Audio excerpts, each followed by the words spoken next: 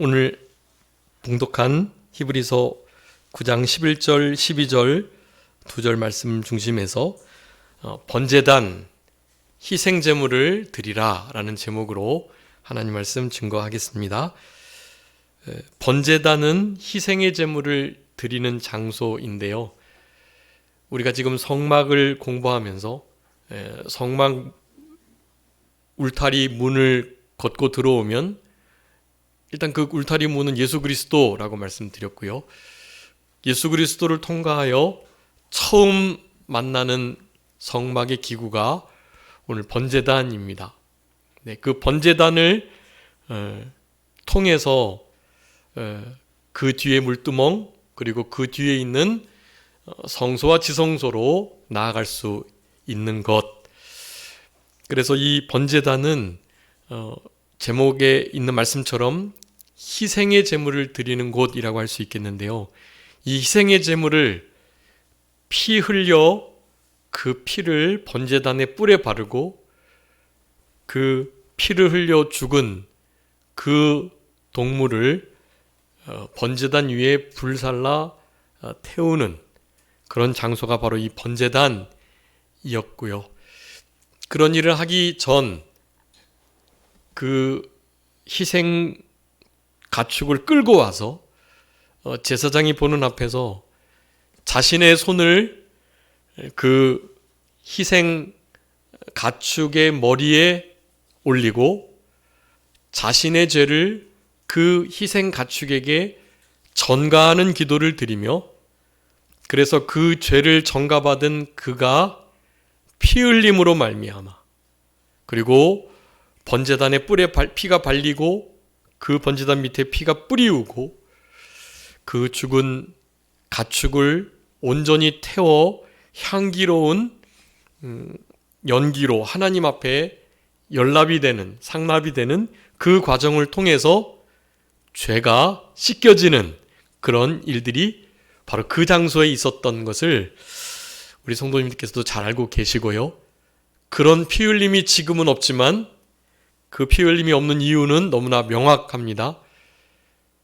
그들이 데리고 왔던 그 희생 가축, 나의 죄를 대신해서 피 흘리고 태워져야 할 그 가축이 바로 우리 예수 그리스도를 의미한다는 것, 그리고 그 예수 그리스도께서 유월절 어린 양으로서 화목제물로 번제단에 온전히 희생되시고 하나님의 말씀에 100% 순종하시며 헌신되심으로 말미암아 우리는 더 이상 이와 같은 피비린내 나는 실제 제사의 과정을 거치지 않고 예수 그리스도의 피를 가지고 우리 하나님의 지성소에까지 나아갈 수 있다는 이 너무나 복된 은혜의 시대 속에 살고 있음을 감사하시면서 우리의 생활 속에 날마다 이 번제단을 기억하고 번제단 희생제물을 드리는 삶을 남은 때 우리 예수님을 닮아서 살아가시는 우리 모두가 되셔야 되겠고, 그런 삶이 여러분 이 패역하고 음란하고 악하고 어그러진 시대 속에 너무나 필요하다라는 것, 피 흘리는 삶이 우리에게 필요하다는 것을 이러한 말씀들이 우리에게 강력하게 요구하고 계신다는 것을 우리들이 이 시간 기억하시면서 특별히 이 번제단을 통해서 우리 산정교회 2월달 그 달력에 그 번제단 모습이 잘 이렇게 드러나 있습니다. 제가 인터넷을 많이 살펴보고 또 목사님들이 가지고 계신 여러 그 성막에 관한 고증된 사진들을 살펴봤는데요, 우리 이번 달력에 있는 이것만큼 좀 현실감 있게 잘 이렇게 찍혀진 사진이 잘 없는 것 같아요. 여러분 이거 달력 버리지 마시고 달력 매월의 달력에 있는 그 그림, 그런 것들을 12장이겠죠? 12장을 잘 모아 두시면 실제로 이제 우리 좀 있으면 이제 레위기 읽어가게 될 건데, 맥체인 레위기를 읽으시면서 출애굽기를 읽으시면서 여러분 이 모습들을 실제로 이렇게 보시고 맞춰 가시면 실제로 성경을 읽는데 큰 도움이 되실 거라고 생각이 되고요. 특별히 번제단은 출애굽기 27장에 보면 조각목이라는 그 아카시아 나무입니다. 사실 이 그 바벨론 광야 지대에 아주 흔한 나무예요. 이사야 53장 우리 예수님이 마른 땅에 난 연한 순과 같은 존재, 사실 볼품이 없는 그런 존재로 묘사되어 있는데 조각목은 정말 아무짝에도 쓸모없는 그런 나무예요. 뭐 그냥 불쏘시개로도 제대로 사용받기가 어려운 그런 나무거든요. 근데 그런 나무를 가지고 이 뜨거운 온도로 동물을 내장부터 뼈부터 이 모든 고기를 다 태워버릴 정도의 큰 열을 내야 하는데 그 열을 내는 그 번제단을 그 조각목으로 만들었다라는 거, 그게 아주 기적적인 일입니다. 물론 이제 그 겉을 놋으로 쌌어요. 놋. 근데 원래는 놋은 구리에다가 이제 현재는 아연을 더하는 건데 그것은 이제 현대 과학의 산물이고 원래 원어적으로 볼 땐 청동이라고 되어 있습니다. 청동. 청동은 원래 있던 구리에다가 주석을 섞은 게 청동인데 원래 있던 원소들 주석과 구리를 섞어서 청동을 만들어서 청동으로 그 조각목을 이렇게 입혔던 거예요. 네. 사실 그 청동이 지금의 흔히 말하는 놋보다는 열에 견디기가 훨씬 강하긴 하지만 사실 그래도 그 동물의 모든 것을 다 그렇게 태울 수 있을 정도로 그런 열을 견딜 만한 사실 성질의 물질은 아닌데요. 여러분 그것 자체가 실제 이적입니다. 기적이에요. 그 놋 번제단이 모습이 휘어지거나 열에 의해서 변형돼서 혹은 벗겨져 가지고 그 안에 있는 조각목이 탔다는 기사가 없어요. 그리고 실제로 발견된 그 번제단들이 좀 있는데요. 그 번제단들의 모습에 하나도 변형되지 않은 상태로 그렇게 보존되어 있었다 하더라고요. 그런 것 자체가 기적입니다. 여러분 우리 모세가 호렙산에서 가시떨기 나무에서 불꽃으로 나타나신 우리 여호와 하나님을 만나 뵈었잖아요. 그런데 그 정말 확 타버리고도 남을 그 가시나무가 전혀 타지 않은 채 불꽃이 얼마나 크고 강하게 있었던지, 저 불꽃을 내가 구경해봐야 되겠다. 구경을 하고 싶을 정도의 불꽃이었다는 것, 그것이 가시나무에 있었다는 것, 그런 것들은 모두 다 하나님의 기적들을 나타내시는 거고요. 하나님이 그곳에 함께 하시고 하나님이 일하심을 그런 것들로 우리에게 나타내 주시는 거다라고 할 수가 있겠는데요. 여러분 그런 번제단에 지금 이 시간에도 나오셔서 여러분의 죄를 전가할 가축을 여러분이 직접 안수하셔서 죄를 전가하시고, 여러분 이거 실제로 본인이 해야 하는 겁니다. 그 이후에 이제 각을 뜨고 번제단 위에 올리고 이런 것은 이제 제사장들이 하는 거지만 레위 사람들이 그것까지는 우리들이 하는 거예요. 실제로 양이나 염소 그리고 없을 때는 이제 비둘기 같은 것으로 이제 그렇게 번제를 드렸는데요. 그 번제단에 가져올 때 그 가축은 나 대신 죽어져야 하기 때문에, 물론 이제 신약 시대는 로마서 12장에 있는 것처럼 우리는 사한제사로 사한제물로 늘 드려져야 하는 겁니다. 우리를 실제로 죽이시면 안 되는 거예요.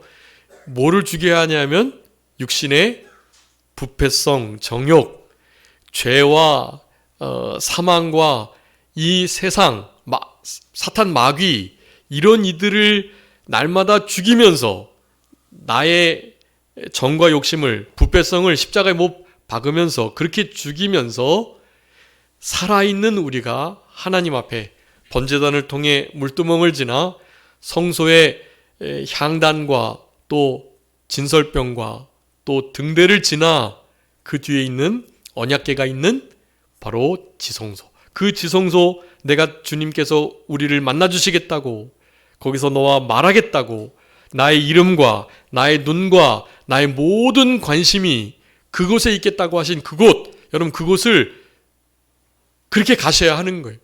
여러분 이런 예배의 모든 이 형식이요, 이 폼이 웨스터민스터 예배 모범인데, 예배 모범의 폼이 이런 구약의 제사의 말씀들로 근거한 것입니다. 맨 울타리 그 회막의 문을 통과하고, 그 문을 통과하고 난 다음에 바로 보이는 가장 첫 번째의 성물, 성막의 기구가 바로 이 번제단이었다라는 것. 여기까지는 나를 대신해서 죽을 양이나 염소를 데리고 직접 오셔가지고 그 서편을 향해서 그쪽에서 안수기도를 드리고 실제로 그 가축을 여러분이 죽이셔야 해요. 그래서 피를 흘리셔야만 하는 겁니다. 여러분 그거 아주 잔인하고 정말 이렇게 보기에도 이렇게 막 두려움이 느껴지는 그런 일인 거 잘 알고 계시죠? 우리 송파 그 잠실에 거기에 올림픽 공원 앞쪽에 있는 그 임마누엘 교회라는 크리스탈 교회가 있어요. 크리스탈로 지어진 유리 모양으로 이렇게 멋지게 지어진 그런 교회가 있거든요. 그 교회가 그 앞쪽에 바로 이제 올림픽 공원이 있기 때문에 구청에서 허가를 받아가지고 그 올림픽 공원 저쪽 광장에서 실제로 이 가축을 죽여가지고 피를 흘리는 실제 제사의 이 모습을 말씀대로 그대로 한 적이 있었다고 그래요. 그런데 그거를 제대로 마치지 못했다고 합니다. 왜냐하면 너무너무 잔인하고 너무너무 그 동물이 불쌍하고, 그리고 실제로 그걸 못하겠더라는 거예요. 동물을 그렇게 죽이는 일을 도저히 못하겠다는 거예요. 아마 그 가축법에 의해서 도살할 수 없기 때문에 도살 장소와 도살하는 사람, 이런 사람들을 이제 정해가지고 이렇게 다 합법적으로 한 거예요. 해야만 했었는데 못했답니다. 그리고 모든 교인들이 울음바다가 됐대요. 우리 예수님께서 그런 대접을 받으셨고 저런 비참함 가운데 계셨구나라는 것을 생각하면서 실제로 큰 실물 교훈이 되었던 거죠. 우리는 그 말만 들어도 사실 그 모든 일들이 얼마나 사실 번거롭기도 하고 두렵고 너무 비참한 그런 일들이었다는 것을 우리가 생각해 볼 때, 여러분 이 신약 시대에 살아가는 우리들이 얼마나 감사해야 하는지 알 수 없고, 구약 시대에 마침 이스라엘 사람으로 태어났다면 여러분 그런 일들을 하셨어야만 해요. 사실 그 일을 못하면 하나님이 전혀 만나주시지 않고 아무런 감동이, 성령의 역사가 없고 그런 정말 컬컬하고 답답한 삶을 살아갈 수밖에 없었던 거예요. 죄를 지은 것이 너무나 분명히 드러났을 때는 자기가 하고 싶지 않아도 그 일을 어쩔 수 없이 강제로 했어야만 하는 그런 시대였었다라는 것입니다. 여러분 그 모든 일들을 우리 예수 그리스도께서 피 흘리심으로 단번에 완벽하게 그리고 영원히 지속되도록 속죄사역을 이루셨다. 여러분 이 예수님의 구속사역의 이 3대 가장 특징이 지금 제가 말씀드린 건데요. 단번에 완벽하게 온전하게 그리고 영원한 그 속죄제사를 드리셨다는 이 진리의 말씀을 오늘 본문이 우리들에게 교훈해주고 계시다라는 것입니다. 그래서 우리 달력을 보시면 거기에 이제 말씀들이 좀 몇 구절 써 있는데요. 그 중에 한 구절을 이 히브리서 9장에 있는 이 말씀을 오늘 말씀으로 택하고 본문으로 택하고 말씀을 전하고 있는 거거든요. 여러분 오늘 본문의 말씀이 우리에게 교훈하시는 너무나 중요한 영적 교리가 있습니다. 이런 교리들을 여러분 잊지 마시고 주보 옆편에 있는 우리 요약, 말씀 요약을 좀 참조해 주시면 좋겠습니다. 여러분 번제단 희생제물을 드리는 장소, 우리의 남은 생애 속에 날마다 희생제물을 드리는 우리들의 삶이 되셔야 되겠습니다. 여러분, 첫 번째입니다. 예수님께서 화목제물의 유월절 양으로서 번제단에 드려지셨다라는 것을 여러분 오늘 본문의 말씀을 통해서 기억하셔야 되겠습니다. 여러분, 이 히브리서 9장은요 그 11절 전까지 이 옛 계명에 속한 그러니까 구약에 너무나도 반복적으로 또 너무나 제한적이고 상대적으로 이렇게 드려야 할 그런 옛 제사들, 옛 규례에 따른 옛 제사를 그 옛 언약에 따라서 드려야 함을 계속해서 말씀하면서 우리 예수 그리스도께서 하신 이 새 언약의 구속 사역은 그 옛 언약과는 차원이 다르다라는 것을 말씀해 주고 계시는 거예요. 그네들은 제사를 드리는 제사장들 자체도 그랬고 찾아오는 모든 백성들도 그렇고요. 여러분, 한계가 있고 일시적이고 제한이 많아요. 그렇기 때문에 죄를 사실 완벽하게 없앨 수 없어요. 한낱 아무리 죄를 짓지 않았다고 깨끗한 정결한 동물이라 할지라도 그 동물이 어떻게 사람의 죄를 하나님 눈동자 앞에서 주님의 공의로우심 앞에 그 더러운 죄를 그런 동물이 씻어줄 수가 있겠어요? 불가능한 일이에요. 그 동물은 사실 예수 그리스도를 예표하고 있었기 때문에 그들의 동물의 피가 효력을 발생했던 거예요. 오실 메시아 그리스도, 그분을 그 죽어가던 동물들이 예표했기 때문에 예수님은 그것으로 우리의 죄를 없애주셨던 것이에요. 그렇지만 또 죄를 지으면 다시 또 오실 메시아 되시는 예수 그리스도를 예표하는 그 동물을 또 데리고 와서 또 죽이고 피 흘리고 태우고 이런 일을 해야만 하는 거예요. 네, 여러분, 이 모든 것들을 어떻게 해요? 단번에, 그리고 어떠한 조금이라도 하자나 부족함이 없이 완벽하게, 온전하게, 완전하게 그렇게 구속사역을 이루신 거예요. 죄를 없이 하신 거예요. 근데 그것이 한두 달, 1, 2년, 10년, 20년 가는 게 아니라 영원토록이요. 영원토록. 네, 우리 주님의 메시아 그리스도 되심의 이 위대함은 구약의 어떤 제사장이나 아론이나 천사나 어떠한 것과도 비교할 수 없다는 것을 이 히브리서 전체가 증거하고 있는 것입니다. 거기에 대해서 왜 그와 같은 힘이 예수님의 구속사역에 있었나를 오늘 본문이 설명하고 있는 거예요. 11절에 이렇게 말씀합니다. 그리스도께서 장래의 좋은 일에 대제사장으로서 오셨고 손으로 짓지 아니한 곧 이 창조에 속하지 아니한 더 크고 온전한 장막으로 말미암아서 이 일을 이루셨다. 여기 크고 더 온전한 장막은 예수 그리스도 몸, 예수 그리스도 육체, 흘리신 피 그 자체를 의미하는 것입니다. 그 주보 큰 2번에 다 설명을 해 두었습니다. 거기에 옛 언약이 제공해 주지 못하는 온전한 죄 씻음, 하나님께 자유롭게 나아가게 해주는 그 새 언약의 구속의 의미, 그것이 장래의 좋은 일이라고 할 수 있겠고요. 염소와 송아지의 피로 하지 않은 오직 자기의 피로 영원한 속죄를 이루셨던, 그래서 단번에 성소에 들어가셨던 이 성소는 하늘 성소를 가리키고, 하늘 성소는 영적인 성소, 눈에 보이는 어떤 장소적인 성소가 아니에요. 지금 우리 주님께서는 부활하셔서 어디에 계시죠? 하나님 보좌 우편에 앉아 계시죠. 앉으셔서 뭐하고 계십니까? 우리를 위해서 간구해주고 계세요. 우리를 위해서 간구해주시는 이가 한 분 더 계신데 누구시죠? 성령님이십니다. 성령님께서 말할 수 없는 탄식으로 지금도 우리를 위해서 간구해주고 계세요. 그러니 성령님도 우리를 위해서 간구해주고 계시고 예수님도 우리를 위해서 간구해주고 계시니 여러분, 우리가 이렇게 살아가고 있는 것입니다. 우리를 살펴보면 아시잖아요. 기도 생활도 못하고 또 성경 읽는 생활도 못하고 얼마나 부족하고 연약한 우리들이.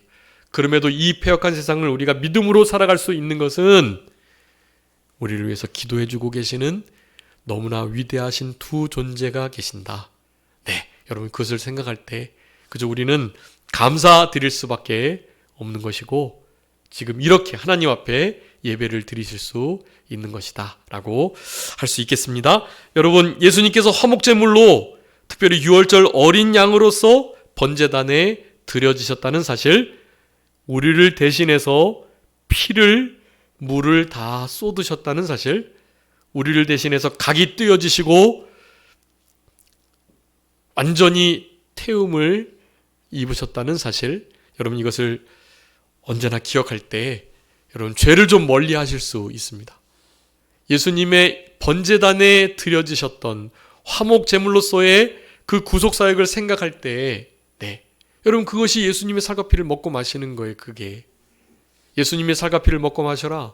예수님께서 우리의 죄를 대신 뒤집어 씌시고 우리를 대신해서 피를 흘리시고 그리고 몸이 찢기시고 태워지셔서 하나님께 향기로운 제사로 드려지셨다라는 이 사실을 깊이 묵상하며 잊지 않는 것, 여러분 이것이 예수님의 살과 피를 먹고 마시는 거예요. 예수님의 살과 피를 먹고 마셔야 예수님으로 말미암아 살아갈 수 있고 예수님 안에서 살아갈 수 있고, 그런 자들은 범죄하지 않아요. 악한 자가 만지지도 못해요. 예수님의 살과 피를 먹고 마시는 이 생활을 못하시면 번제단에 드려지신 어린 양 되시는 우리 예수 그리스도의 그 희생을 손쉽게 잊어버리시면 그런 믿음 생활이 어려운 것입니다. 근데 이것을 기억하는 순간 여러분 신앙생활이 너무나 쉽고 감사하고, 네, 그리고 그냥 행복한 거예요. 그리고 그냥 감사한 거예요.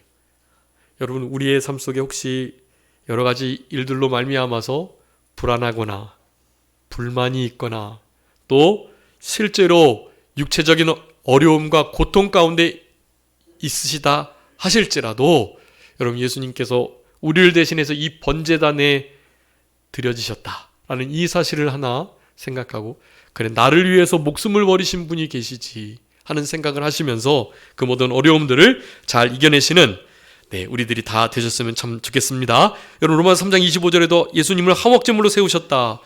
요한일서 2장 2절에도 우리 죄를 위해서 화목제물로 우리 주님께서 드려지셨다 말씀하고요. 요한일서 4장 10절도 말씀합니다. 사랑은 여기 있는데 우리가 하나님을 사랑한 것이 아니고 하나님이 우리를 사랑하사 우리 죄를 속하시기 위해서 화목제물로 그 아들을 보내셨다.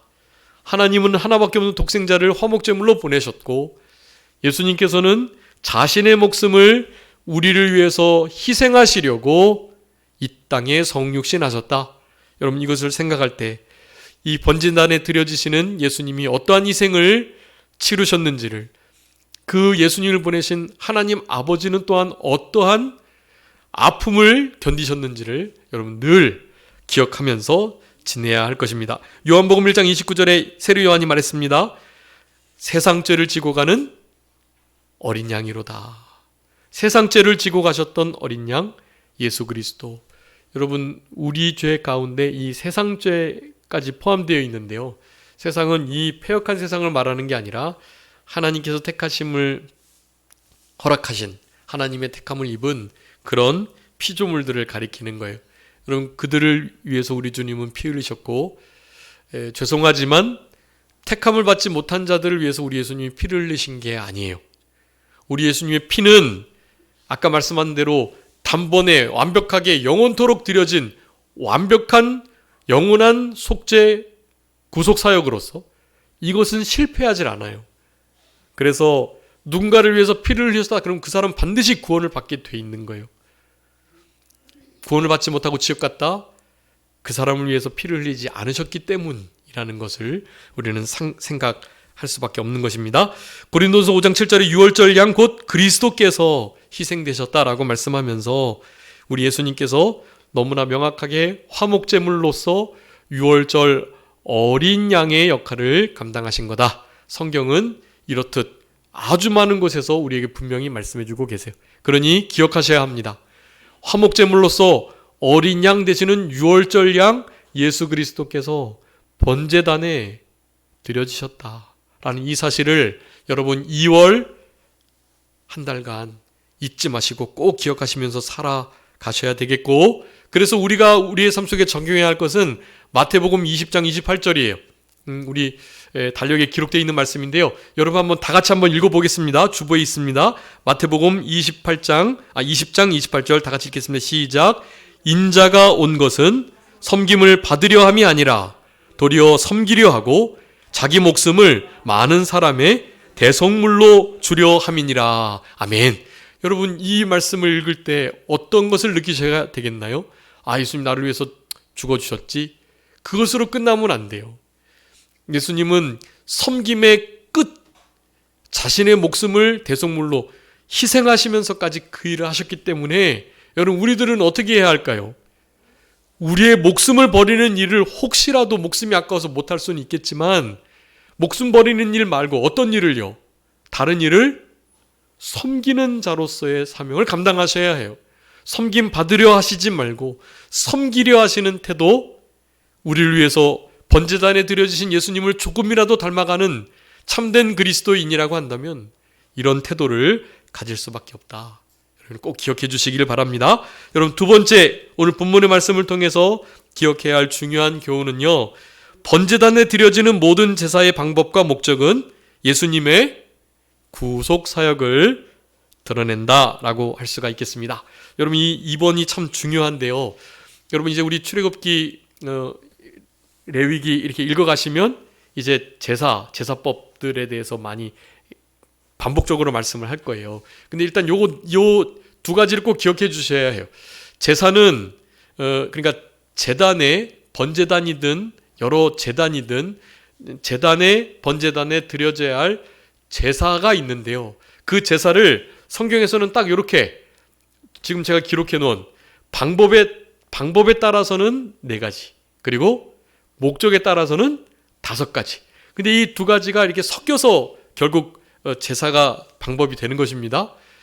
어떤 목적을 따라서 이를테면 속건제를 드린다 할 때는 속건제를 드림의 그 목적에 맞는 방법적인 제사들이 있어요. 네, 그 제사의 방법에 따른 제사를 통해서 그 목적에 따른 제사를 하나님께 드리는 거예요.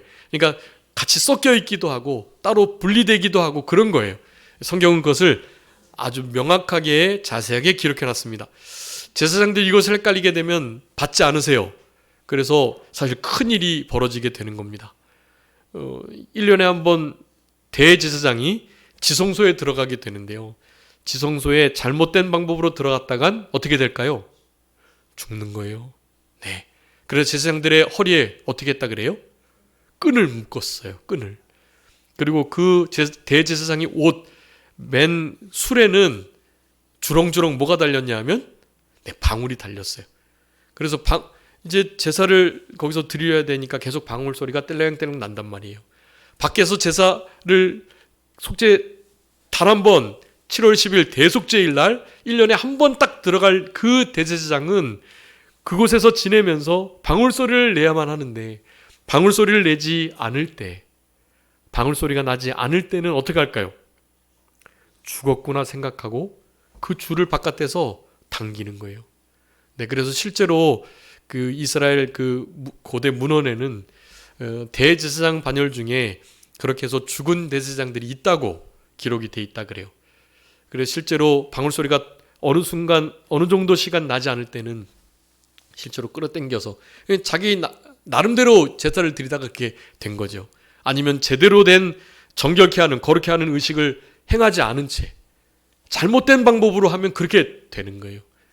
여러분, 지금 그런 시대를 살아가지 않는 것이 얼마나 감사한지 몰라요. 제가 지금 이렇게 예배를 인도하다가 하나님이 원하시지 않는 뜻대로, 하나님이 원하시지 않는 방법대로 말씀을 전하거나 예배를 인도하게 되면 제가 이 자리에서 직사를 하게 되면 어떻게 하겠어요? 그럼 이제 우리 장로님이 나오셔가지고 예배 긴급하게 인도하시고 막 그렇게 해야 되겠죠. 여기 또 청빙해가지고 또 목사님 또 찾아야죠. 그런 일 없는 게 얼마나 감사하고 다행인지 몰라요. 왜 그런 일이 가능한가요? 예수 그리스도의 단번에 완벽하게 영원하게 적용하실 수 있는 구속 사역을 이루셨기 때문에 그런 거예요. 이 예수님께 얼마나 감사드리는지. 은혜의 신약 시대는 사실 감사거리밖에 없습니다. 구약 성경 읽어가면서 그냥 감사하는 거예요. 이런 제도를 통해서 오실 메시아 그리스도를 보고 그렇게 희미하게 구워 넣지 않아도, 믿음 생활하지 않아도 되었구나, 감사하셔야 하는 거예요. 모든 하나님의 말씀의 뜻이 여기에 다 들어있으니, 여러분 이것을 손에 들고 다니니, 핸드폰에 다 어플로 나오니, 여러분 이거 얼마나 감사하셔야 할 일인지 알 수 없습니다. 여러분 제사의 방법에 따라서 화제, 요제, 거제, 전제 이렇게 네 가지가 있어요. 방법. 화제는 태워드리는 것, 요제는 흔들어 드리는 것, 거제는 들어 올려 드리는 것. 네. 특별히 요제와 거제는 주로 서원제, 화목제, 자원제물을 통해 할 때 드리는 방법인데요. 이것은 하나님께 먼저 드리고, 그러니까 이제 요제는 이렇게 흔드는 거예요. 이렇게. 네. 이것이, 그러니까 거제는 쓱 들어 올리는 거고요. 들어 올렸다가 어쨌든 내려야 되니까요. 거제와 요제는 하나님께 바친 그것이 다시 제사장과 또 이것을 바친 이들의 몫으로 돌아온다라는 의미예요. 예수님께서 우리를 위해서 희생제물로 하나님께 바쳐 드리셨는데, 그 예수님을 하나님께서 다시 우리에게 주시는 그런 의미가 영적으로 포함되어 있는 요제와 거제, 아주 좋은 제사법입니다. 전제는 흔히 포도주를 좀 따라서 다른 여러 제사들을 드릴 때 주로 합해서 드리는 제사예요. 이것은 온전한 헌신을 나타내기도 하는데요. 우리 사도 바울은 내가 전제와 같이 부어드릴, 이런 표현을 쓰잖아요. 전제와 같이 내가 부어질지라도, 허비될지라도 자기는 괜찮다라는 표현을 할 때 이 전제라는 이 단어를 쓴 건데요. 다 드려진다는 의미를 갖습니다. 목적에 따라서는요, 번제, 소제, 화목제, 속죄제, 속건제가 있습니다. 네, 번제는 태워서 온전한 희생과 죄를 없이 하는, 그리고 소제는 곡식을 갈아서 드리는 건데요. 피 흘림이 없으면 제사함이 없다는 히브리서 9장의 말씀이 다 피 흘리지 않아도 된다는 표현을 쓰고 있거든요. 왜냐하면 바로 이 소제가 있기 때문에 그래요. 피 흘림이 없이도 소제를 통해서 죄사하는 역사가 있었거든요. 그래서 피를 흘리는 것이 100%이지만 사실 이 소제 때문에 피 흘리지 않아도 하나님이 죄를 사해 주시는 역사가 있었던 것을 그 히브리서 9장 22절에 그렇게 말씀을 했던 것입니다. 화목제는 당연히 하나님과 관계를 화목하게 하기 위해 자원제, 서원제입니다. 그리고 속죄제, 속건제, 죄를, 그리고 다른 사람에게 어떠한 손해를 줬을 때 드리는 제사들을 가리키는 거예요. 여러분 이런 제사들을 지금 이런 예배 중에 함께 뭉뚱그려서 하고 있는 거예요. 이런 제사를 따라서 이 제사의 모든 것은 다 예수 그리스도의 구속사역 의미하는 것이다 라고 할 수가 있겠고요. 여러분 이 일이, 이 예수님의 이 구속사역이 지금 우리들에게 이렇게 적용돼 가지고 앞으로 주님 다시 오실 때까지도 이러한 예배 방법으로 계속 구약으로 돌아가지 않고 드릴 수 있는 이유가 거기 이제 제가 기록해 뒀습니다. 여러분 이거 아주 중요하니까요. 히브리서 전체를 정말 몇 번이고 이렇게, 그러니까 몇백 번이겠죠, 읽고 정말로 다 완벽하게 추려놓은 거예요. 그 이외에도 다른 신약 성경에도 있는 말씀들이에요. 여러분 이 말씀은요, 그냥 그냥 단순한 말들이 아니거든요. 성경 하나하나에 축자 영감이 된 거예요. 아주 강조하고 계세요. 근데 특별히 히브리서에서는 7번이나 단번에, 그러니까 한 번에 옛 계명에 속한 제사는 계속해서 반복적으로 막 드려야 되는 것을 말하는데, 단번에 해결해 주셨다는 것을 아주 강력하게 말씀해 주고 계시는 거예요. 우리 예수님이 하나님의 아들이신 것을 우리를 향하여 또 다른 희생을 필요로 더 이상 하지 않는다는 것을 말씀해 주시기 위해서 이 단번이라는 단어를 쓰고 계세요.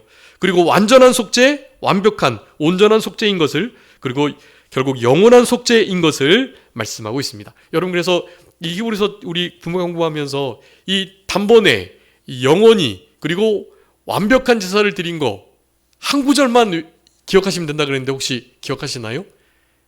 한 구절이 모든 게 다 들어있는 게 있어요. 여러분 한번 읽어봐 주세요. 히브리서 10장 14절입니다. 히브리서 10장 14절. 그가 거룩하게 된 자들을 한 번의 제사로 영원히 온전하게 하셨느니라. 아멘.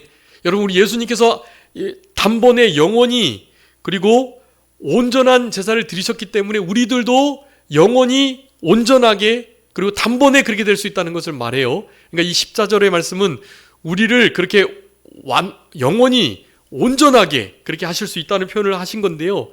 예수님의 구속사역이 그러하시니 우리가 그렇게 된다라는 걸 말하는 거예요. 그러니 우리 예수님은 단번에 완벽한, 온전한, 그리고 영원한 속죄제사를 치르셨다. 여러분 이것을 얼마나 감사하셔야 되는지요. 여러분 이거 잊으시면 안 돼요. 단번에 완벽한, 온전한, 그래서 영원한 속죄를 이루신 우리 예수님 감사하시고, 마지막 세 번째입니다. 그래서 우리도 예수님을 본받아 번제단에 드려지는 삶을 살아야 하고, 번제단에 바쳐서 태워지는 삶은 향기로운 예수 그리스도의 향기를 나타내는 것뿐만 아니라 그 전에 있어야 할 피 흘림의 삶이 전제되어야 된다. 여러분 우리가 늘 피 흘려야 하는 것을 성경은 우리들에게 요구하고 계십니다. 여러분 육체 생명 피에 있기 때문에 피를 흘리지 않으면 죄사함이 없어요. 근데 예수님이 흘리셨기에 우리는 더 이상 피 흘리지 않아도 되지만 영적으로 우리는 이런 피 흘림이 있어야 합니다. 어떤 피 흘림이 있어야 될까요? 다른 이들을 섬기기 위해서 손해보는 피 흘림이 있어야 하고, 그리고 무엇보다도 거기 히브리서 9장 22절 말씀 써두었죠. 거기 여러분 히브리서 9장 22절은 너희들이 계속해서 지고 죄에게 빠지고 사탄 마귀 세상에게 넘어지는데 그 이유는 다른 게 아니다. 너희들이 죄와 나름 대항한다고 싸우기는 했지만 계속 넘어지고 지는 이유는 무엇이다? 피 흘리지 않았기 때문이다. 피 흘리기까지 싸우지 않았기 때문이다 라고 말해요. 여러분의 삶 속에 이 피 흘림의 역사가 있을 때 여러분 로마서 1장 12장 1절 2절에 있는 것처럼 사한 제사로 하나님께 드릴 영적 예배로 하나님이 기뻐하시고 선하게 여기시고 온전하신 뜻을 분별하면서 이 패역한 세대를 살아낼 수 있다라는 사실입니다. 여러분 피 흘리는 삶이 필요하고 예수님을 본받아 우리도 우리의 모든 것을 희생하여 하나님께 드리고 친구를 위하여 목숨을 버리고 죄와 마귀와 세상과 자기 자신과 피 흘리기까지 싸워서 승리하시는 삶을 살아내시는, 늘 번제단 앞에 나아가시는 삶을 살아가시는 우리 모두가 되어야 되겠습니다. 자, 기도하겠습니다. 살아계신 우리 아버지 하나님 감사합니다.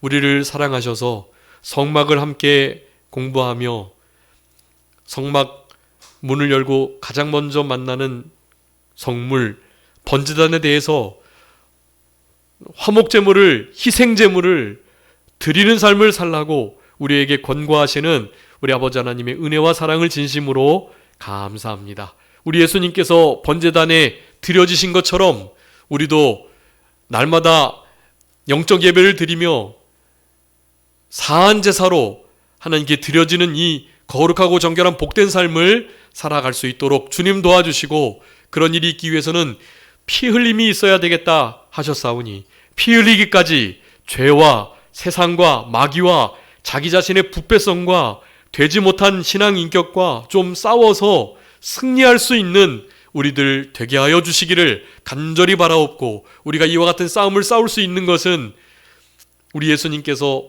단번에 온전하고 완벽한 영원한 속죄의 사역을 이루셨고 그 사역의 모든 은총을 우리에게 덧입혀 주셨기 때문인 것을 기억하며, 이것은 우리의 힘과 능으로 되는 것이 아니고 오직 성령의 능력으로 나의 신으로 된다고 하셨사오니 영원하신 성령님을 힘입어서 이 영원한 속죄의 힘을 덧입는 그런 우리들의 남은 생애가 승리하는 삶을 살아가는 우리들이 다 되게 해주시기를 간절히 바라옵고, 모든 것 주님께 맡기오며 살아계신 예수 그리스도의 이름으로 기도 올리옵나이다. 아멘.